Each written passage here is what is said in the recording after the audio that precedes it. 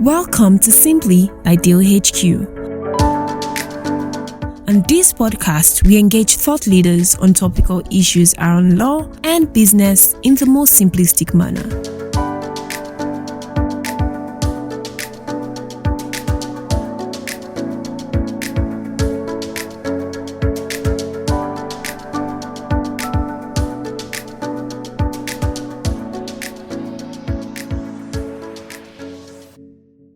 Hello everyone, welcome to episode 7 of Simply by Deal HQ. On this episode, we'll be discussing the climate finance investment landscape in Africa. We'll attempt to demystify the concept of climate finance, the investment tools through which capital is raised to fund climate finance projects. We'll also be discussing mitigating the effects of climate change, supporting climate change adaptation and mitigation actions, as well as facilitating the energy transition. We would also look at the risks and opportunities facing climate finance in Africa.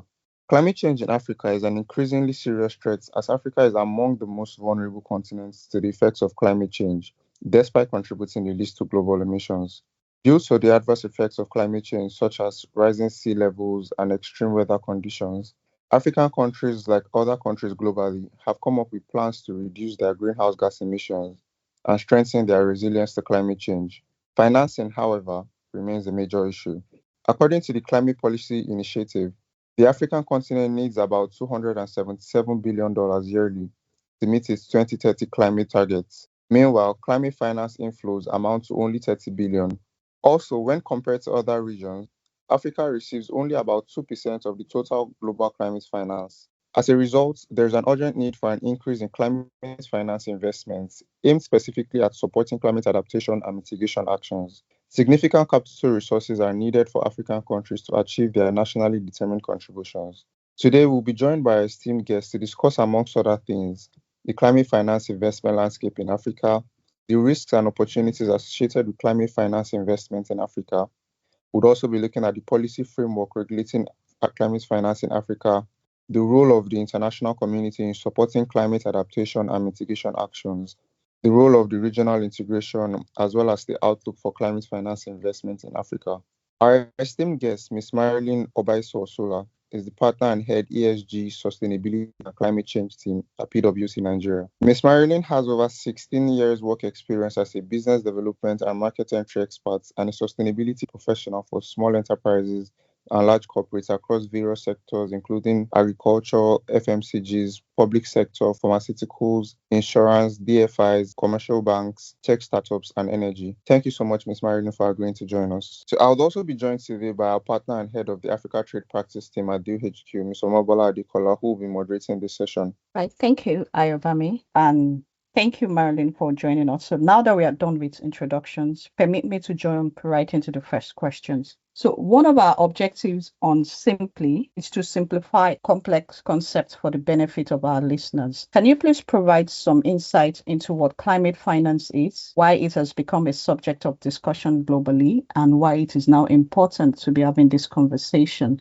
particularly within the African context? I'm very happy to be in your midst. Very interesting topic, a topic that is actually what we should be discussing in Africa at the moment. And I'm happy to be on this podcast to do that. So when we talk about climate, just being totally open on the subject of climate, we'll see that the effect of climate change is affecting every one of us. My most convinced effect of climate change didn't come from the books, didn't come from the social media, didn't come from Harvard. It came from a local farmer who was able to show to me that, the patterns to which they used to farm now has changed.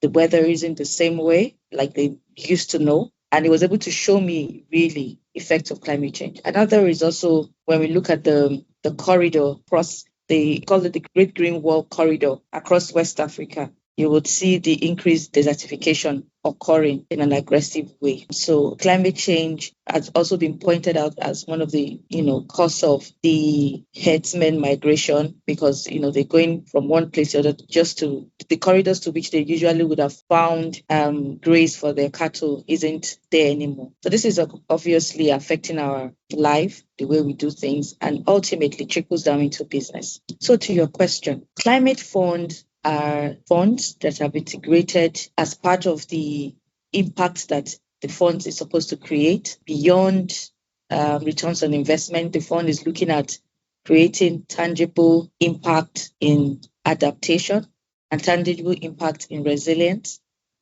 tangible impact in mitigation for climate change. That's the simplified way to look at climate fund. And you will agree with me that Nigeria is affected from, my first explanation of a few things that have happened on the climate change. So it's important that Nigeria is not taking a back seat on this, that we're taking a front seat on discussing our effects of our climate, especially with flooding, which we all are very familiar with in the Maiduguri axis. And, there are some states that are threats, being warned that they may have those kinds of flooding, with desertification, with there's so many other changes that have, become outputs or outcomes of those kinds of occurrence or climate events. So let me stop here. And if you need any more clarification, I can take that. Thank you. Thank you very much, Marilyn. One thing which I love that you emphasize is how it affects everyone across all stratas, even from the way we farm, of the farmer that told you that it's affecting the way farms now, even with the flooding across Maiduguri and some other places in the country. So I'll just move on to the next question. Conservative estimates indicate that Africa needs US $2.5 trillion or 250 billion USD annually in conditional and unconditional financing between 2020 and 2030 to implement its NDCs under the Paris Climate Agreement. Current reported annual climate finance inflows to the continent amount to 30 billion USD. That's equivalent to only 12% of conservative annual required flows. In addition, of the USD 30 billion amount, it is estimated that public finances, mostly from multilateral development institutions, comprise 86%, and that's about 25 billion USD, while private sector financing, mostly corporates, contributed 14%, that's about 4.2 billion USD. This showed an inadequacy of available finance to address the continent's climate finance needs, and also emphasizes the disparity in public and private sector contributions. What, in your opinion, needs to be done to bolster capital inflow, and how can the private sector play a bigger role in increasing capital inflow to meet climate finance needs in Africa? Thank you. I like the word that you use, conservative figures, because it could be more that is required, because that's just based on the NDCs. There are more gaps in terms of, there are more needs. Let me put it that way. So the funding required, it could even be more. And I like that you use the word conservative. I haven't even put that on the table. You've also stated that we're not drawing those inflows. The performance on which we're drawing those inflows is not really great. And why is that happening? Let me just give you a bit of context. I kind of enjoyed the conversation around the conference of party that happens year on year. I enjoy the conversations from COP26, 27, and 28. I think those conversations, and I know most of Nigerians will know COP28 very well, so because it was quite on the news. So we all know what those events are, and another one is about to happen this year. The discussions there were they were more realistic in my view, in that there were more conversations around developed and developing countries. And, the COP27 who happened in Africa, there was great rejoicing that finally a fund called the Lost and Damaged Fund has been constituted. But like so many things in Africa, putting policies together and constituting funds and all that, really, we have our strength. There's some good expertise in that. But I think in terms of operationalizing, drawing, and implementing, that's where we really fall back on. And I would say for climate financing, I would say one of the importance that we need to bring to the table is capacity building. We have competencies in the finance world that can help with this, but with bringing it with climate angle needs more experts. So you're looking at talking to subject matter experts, whether subject matter experts for flooding or desertification. You're looking at geologists. So it's challenging for the people in the financial sector because it's relatively new. You need to really listen, and it's something that pulls together stakeholders of different and core competencies to be sure that you're bringing the right frameworks to the table and, doing the right calculation, doing the right projections, doing the right business modeling, doing the right scenario planning, and that will be it. So that being open, to put the right people on the table is very important, so that we're not putting, what we call, round pegs in square holes or vice versa. So that's important. So capacity building would help with that. So we get more competencies around that, more trainings from the business schools, more, so people really understand exactly what climate finance entails and kind of competencies that it would require. That's one. Two, I think data is another very challenging area for most financiers. Most of our African countries maybe are not tracking data in the right way, or data are obsolete, or we are not, the data available cannot be trusted and things like that. But I think that's fast changing. Most of our departments of environment are, showing more, interest in getting this done well. And I think Nigeria particularly has also done well by putting together a Nigeria Climate Change Act, which, when implemented, operationalized, would kind of push the importance of data collection in different industries, which would also help with the roundtable discussion, the think tank discussion around how to put together a framework on a case-by-case basis, because I know the framework you put together to pull funds for a desertification project will be different from that which you put together for a flooding project, or, as the case may be. So those are the things that would kind of help us draw. So when we show that kind of readiness with our frameworks, with our trainings, with the kind of think tanks we put together on the table to discuss on climate issues, I think investors will take us more seriously and would come to the table. I think for me, that should be what could be the hindrance for that. But again, I don't think that, you did mention that there's not enough funds. I don't think that financing is really the problem. It's just our positioning. There's, I think, a lot of investors open to supporting, especially if this can be tied to economic benefits. And if they can be tied to economic benefits, the returns of investment most likely would be something that will not be of too much concern, because definitely there will be returns on investment if there are economic benefits to running this financing. And definitely they are. So apart from the social benefits of solving a lot of issues, they are. A couple of those could even include things like green jobs, blue jobs from the blue economy perspective. So it just requires a lot of being deliberate, sitting around with the right people on the table, just going over what I've just said again, being open to capacity building, pulling the right competencies together, getting the right framework, selecting your ability to prioritize projects and select that in such a way that it's an environmental beneficiary. It constitutes environmental benefits, it constitutes social benefits, and that our governance, which is a big area for funding, governance has to be in place, that people can trust the governance around these funds and its implementation. Thank you. Thank you for that. So you mentioned one of the key to capacity building, that's subject matter experts collaborating with each other to address this issue and issues of data, insufficient data, and our governance. We must also work with our governance systems to put proper things in place for investors. Taking a cue on your mention of investors, will just take us to the next question concerning that. So private sector contribution.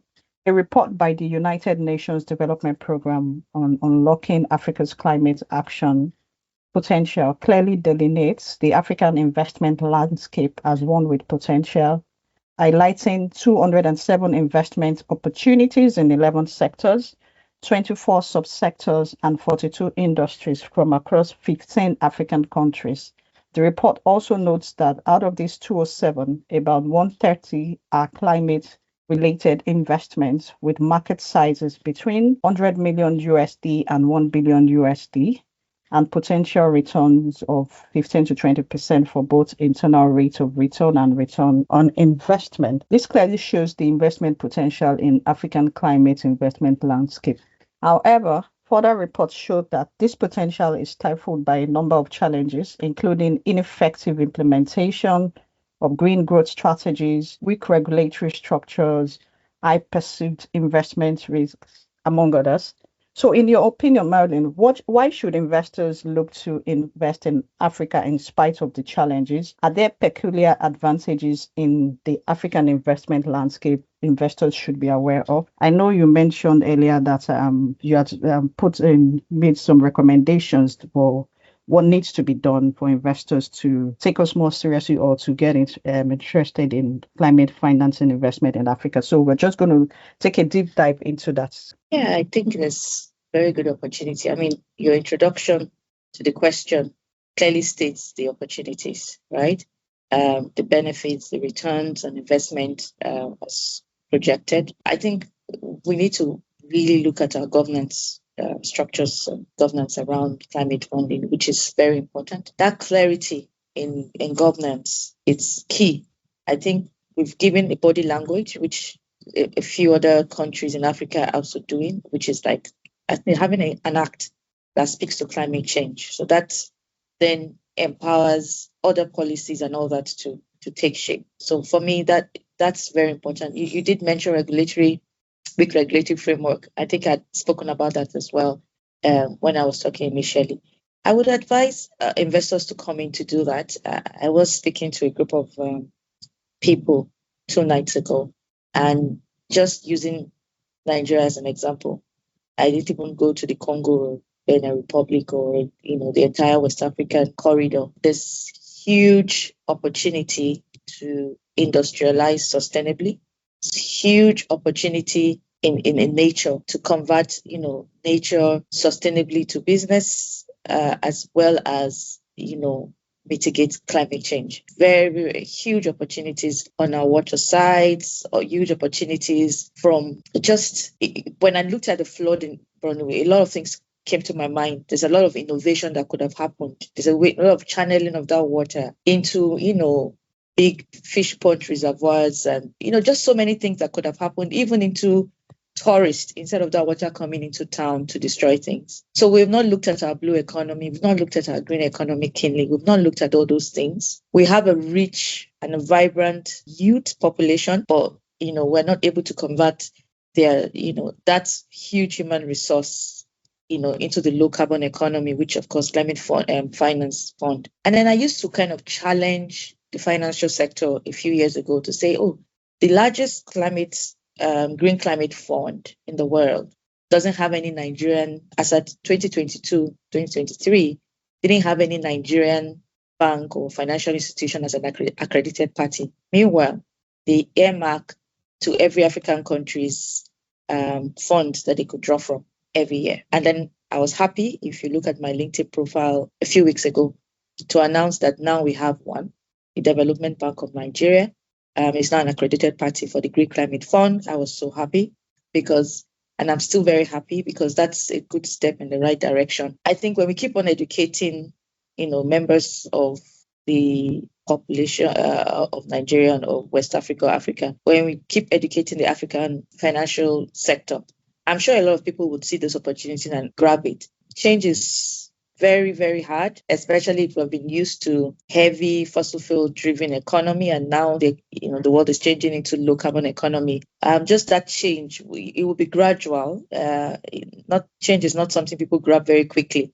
But I know that because of the benefit, and many of which you have also spoken about elaborately in your talk, people would, and just keeping it very simple, like you said, you want this podcast to keep it very simple. I know that there will be some movement towards harnessing climate funds and financing, and looking at it as also another stream of products for banking. Some of our projects as well that could be potential projects for climate funding may not be bankable. So we need the bankers to come in to begin to do those right education and help to put those structures in place so that those projects will be bankable, and it's also another stream of income for the financial sector. We need those kinds of discussion. I usually say it's no brainer if I'm in the financial sector that I'm not put into the innovation of producing climate products and looking for projects in that. I find that really, let me use the word climate, and please pardon me to also use sustainability product or green products or blue products. These days the taxonomy is growing and it's getting more structured with as it's growing as well. So, if those products can be if there's innovation around products like that, I see a lot of benefit, and I don't see why as an investor I won't be open to such. I've kind of mentioned what the hurdles could be for an investor. The biggest one being, that assurance and confidence of the governance that would be around those funds. Thank you so much, Marilyn. So awareness creation, awareness about climate financing. That is a key thing that must be addressed, but I guess we'll just keep, and I'm happy about the fact that Development Bank of Nigeria has joined one of those institutions. So moving on to the next question, according to a report by the African Development Bank, challenges such as ineffective implementation of green growth strategies, weak regulatory structures and institutions, high perceived investment risk, and the lack of bankable project pipelines continue to impede private investment in Africa's climate and green growth projects. What can be done to effectively address these challenges? So awareness creation is key. That's, of course, bringing into the room investors. Road shows are very important. Awareness campaigns, which can come from both private and public sector. So some of the things that we also do in creating awareness in PwC is through webinars and workshops. We have one coming up for the energy sector on the 12th of November, just really speaking to sustainable finance, where climate financing also sits in. Very important that these discussions are happening increasingly. I always crack a joke that with education and awareness comes innovation. And with innovation, you can never project innovation. You can't say, no, we're now going to do projections that the next 7 years, the innovation that will come in will be XYZ. All the projection that was done on technology and innovation, most of those happened, but their projections were not even correct, because when innovation came, it surpassed. Look at the projection around phones adoption and cell phone adoption and the likes. So it all starts from education, and education shows the opportunities to earn, returns on investment, opportunities for social good, opportunities for positive impact. When you are able to educate on those levels and continually show those supports, and because there's continuous data to prove and to show that some of those projections can be done. One of the output of those is innovation, and with innovation comes many things. Either you get a market disrupted, or you get new lines of business, better way to live, and as the case may be. So I would put it more in the public sector to create more of those awareness, to be very frank, because that would then have a larger coverage, while the private sector can support, because when you as a public sector is seen to really show interest and really pushing this, and bringing the right institutional investors, or it kind of gives confidence to private investors as well. I don't know if you understand what I mean. It gives that confidence to private investors. I'm sure that when private investors come in, every other thing would take shape once there's that confidence that there's that governance backing, interest, not just interest by mouth, but interest by action, the awareness created, the support given, the ability to show what projects are available, ability to structure projects and support those projects to be bankable. Those things really, really show confidence to really boost the confidence of private investors, who most likely may want to drop more or take more risk, and give more, towards the climate action agenda. Thank you.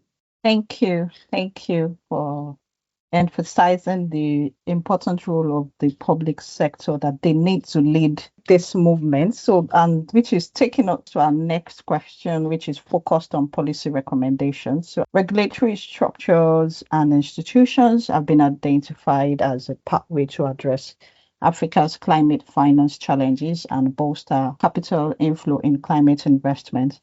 Several reports highlight the need for African governments to formulate cost and implement long-term strategies to provide high-level and predictable policy guidance to domestic and international private and public actors on priority investment sectors. Similarly, the need to design and implement conducive policies and regulations that develop markets to attract private investment has also been emphasized. You have also emphasized it here.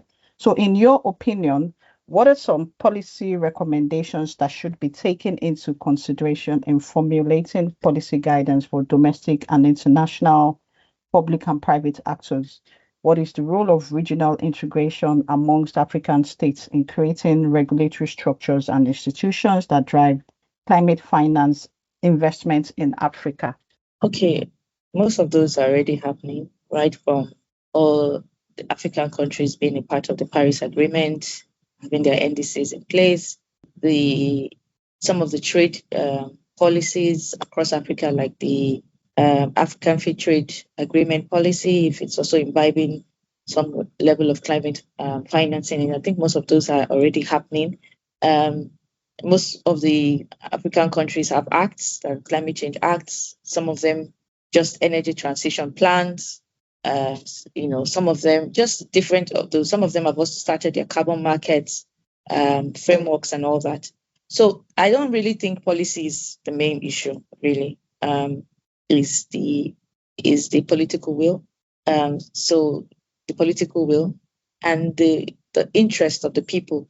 So for example, as we continue to educate, maybe like what Deal That Q is doing, as you continue to do this podcast and you educate, I think people would also call their government to order to say, what are we doing with regards to each XYZ? So the communication is top down and bottom up. So I really don't think policy is really our issue, to be very frank. I think we have enough for now to start something significant.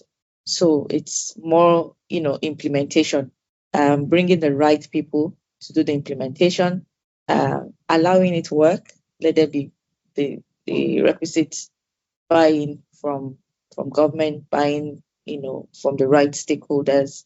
I think for me, that's what we just need to do, just to be determined to implement policies. Because if you don't implement, you won't know what new policies to bring in. If you don't implement the existing ones, you won't know exactly, okay, we've had a climate change act, okay, this is what we are doing. We were able to do X, Y, Z. Why were we able to do? Okay, there was no framework or policy to be able to draw this, so you then begin to build. So that movement just needs to happen, and we'll continue to build on it and develop. I mean, the whole world is also learning. Climate fund and financing is relatively new to everyone as well.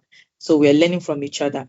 I encourage what I call, we should do a lot of tours to each other's across Africa, speak to each other on our experiences, see how we can support and leverage one another's advantage, and see how we can also help, those that are disadvantaged, just that deliberate conversation around Africa, from the AU to, regional blocks like the ECOWAS, etc. All these conversations should be happening there. I think that will help a lot. Not just conversation, but actions taken to ensure that works. And I think there's something someone spoke to me yesterday about, which is that countries that cannot that see failure as the end of the world would really kind of find it very difficult to adopt these new changes in this transition world we're going. So, for example, the risk, within Africa is seen as huge. If you fail, you may not be able to stand up again in the next 10 years, which may not necessarily be the same in developed world, where, there's a lot of fallback on. So there's a lot of restructuring that needs to happen, a lot of support, with regards to how the frameworks are structured. And just to be clear, what I'm trying to say is climate change is going to force us to rethink fundamentally how we want to live in Africa and how we want to do business in Africa, and force us to have a voice. And I think that's very important, that we have that voice as a block. And that can only happen when we start to talk to each other. We start to, have those meetings and find where we have advantages. And it's already happening, to be frank. I look forward to the next 5 years or less. I always say 5 years because, we're all looking towards 2030 to see how the progress will be. But I think the right conversations are already happening, albeit very small, not as big as it should be. It's not scaled as it should be. But I think over the next 5 years, probably we get some scaling up on this conversation. Thank you for that, Marilyn. So the next question, developed countries promise to scale up financial contributions to support climate schemes in Africa.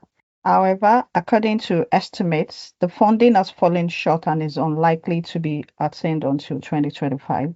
What role do you think the international community, what role do they play in supporting climate-related activities in Africa? Are they at risk in being dependent on the international community for climate financing?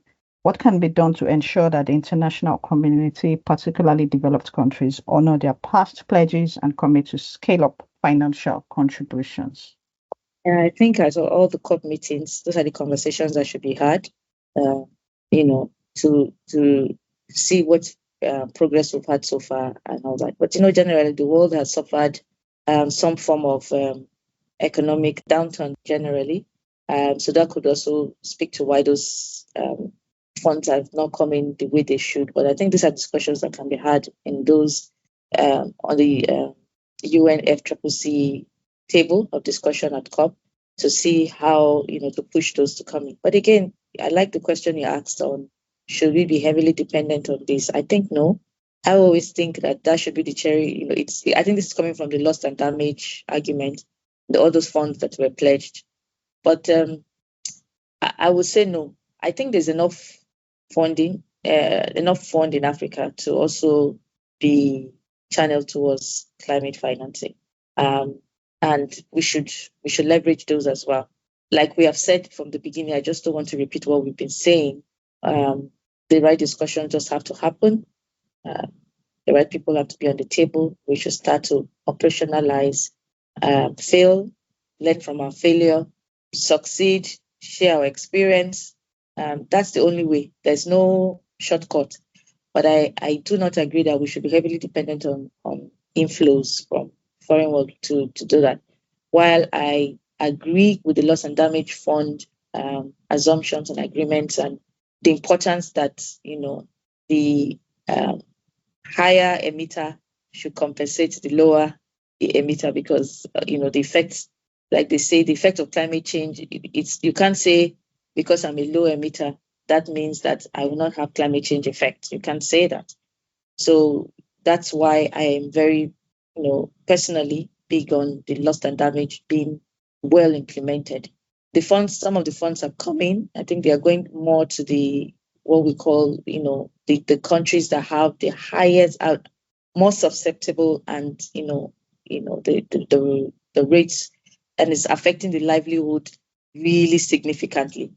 I think that's where the fund is supposed to go in first to, and then gradually start to go into other areas. So that's what I would say. And I'm sure that invest in educating our investors within Africa could also help. I think there's some money here in Africa that can also still go into climate financing.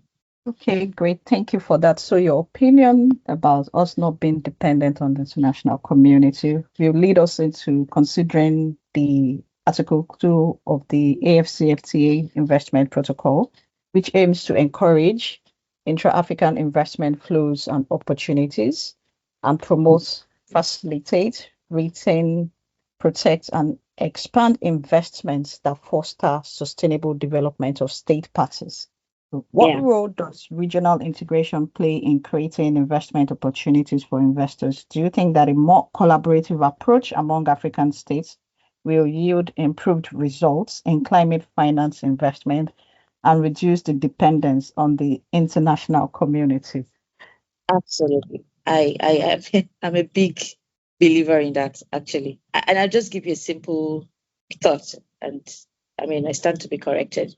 If our trade within Africa is accelerated, they will be less dependent on maybe dollar-denominated products, right? So, for example, if we have to import flour from Kenya is, supplying Nigeria flour, and probably we have a currency that we all have agreed we're going to use, probably something that's, it's not as high as the denomination, the dollar denomination that we have.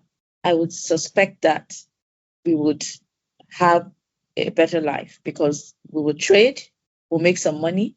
There's low pressure, in terms of the trade. We would, the SDG goals really sits very strongly. The achievement of the SDG goals sits very strongly with ability to do things regionally and to speak as a bloc for Africa. And we're big enough to do that. I think we need to be more serious about that. I don't know why we're not taking that very seriously, but we need to give an example because of some of the NDCs and transition, plans of some developed countries. They may not want to use fossil fuel, cars any longer in maybe in a number of years to come. And so what then happens to Africa? What is our voice in that regards? How are we looking at our transition? How are we playing? How are we driving the kind of innovation that will support us internally as Africa? I think those are the kind of discussions I would expect. What are our risks? What are our opportunities? Instead of, being dependent on flow of funds. I'm sure that if we do a lot of things internally, a flow of fund would just be like you said, the cherry on or the icing on the cake, the cherry on the ice cream, for us. And it'll be good and good sustainable development for us. So, like I said, many of the things we've discussed today, very good in discussion and on paper. Implementation might be another ball game on its own, but it's doable. Okay, thank you. Finally, what is the outlook for climate finance in Africa? Should we anticipate increased investment from both the public and private sector? What sectors should investors look out for? And from an investor perspective, what role will incentives such as tax relief, among others, play in increasing investment in climate-related activities across Africa?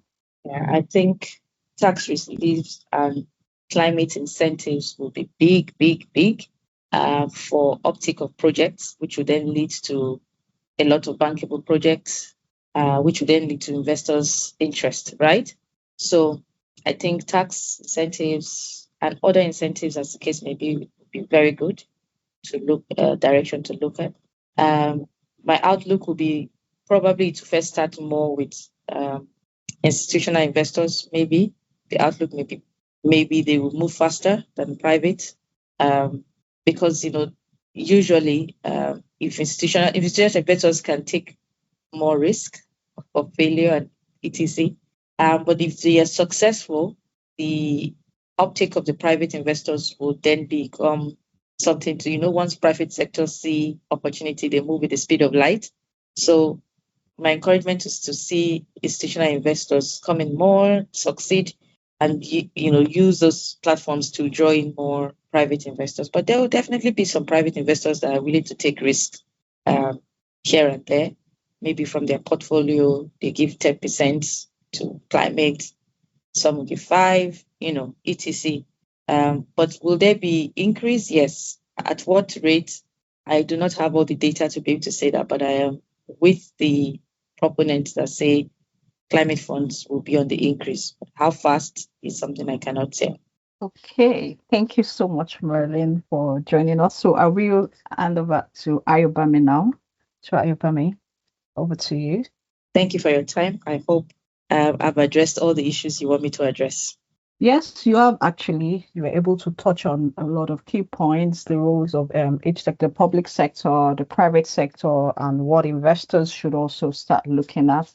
What are the challenges that needs to be addressed as well? And what's very good, we also emphasized on the steps to take in order to get this moving, and what our African countries need to integrate more, collaborate more with each other without having to start depending on international community to come in to lead the charge. So in essence, we should lead the charge on this, and then we can have others come in to join us. Ayobami. Thank you once again, Miss Marilyn, for making out the time to out of your busy schedule to discuss with us today.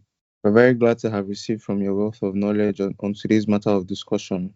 And to our listeners, we would also like to say a very big thank you. And as always, the conversation continues on our social media handles. Do remember to send us your comments and your thoughts on today's episode. Thank you, Ayobami. I love that your topics are very simplified, and I made very good effort to ensure that the conversation were simplified as possible so that we have more people within the audience, understand what we are saying, take it and run with it. Thank you. Thank you very much.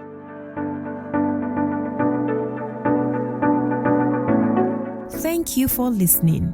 This podcast is brought to you by Deal HQ Partners. To find out more about our services, visit www.dealhqpartners.com. See you on the next episode.